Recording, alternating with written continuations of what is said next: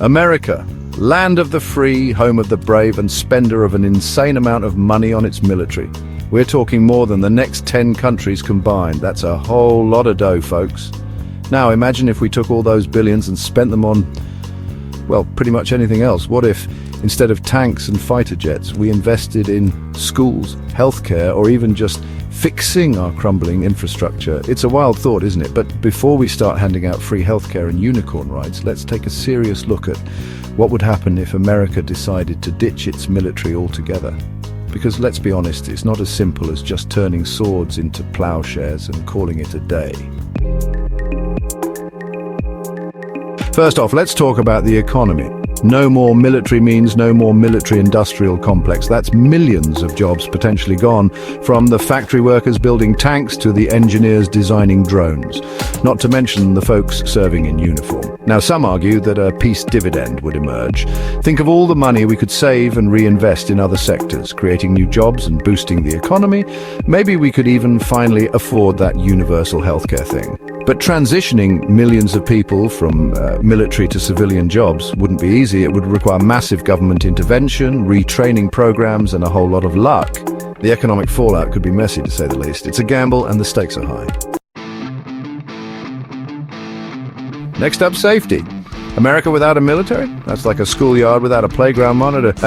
Sure, things might be peaceful for a while, but it wouldn't be long before someone tries to take advantage of the situation. Without a standing army, who would protect us from foreign threats? Who would respond to natural disasters? Who would rescue Tom Hanks when he inevitably gets stranded on an island again? The answer, probably some combination of beefed-up police forces, international cooperation, and a whole lot of hope. We might have to rely more on diplomacy and alliances to keep the peace. And let's be real, some folks would probably start building bunkers in their backyards. It'd be chaos. Section 4, top dog to team player. Speaking of diplomacy, let's talk about America's place in the world. Right now, we're kind of like that big, muscular guy at the gym. You know, the one who grunts a lot and hogs all the weights. We're the global superpower, and everyone knows it. But without our military might, would we still command the same level of respect?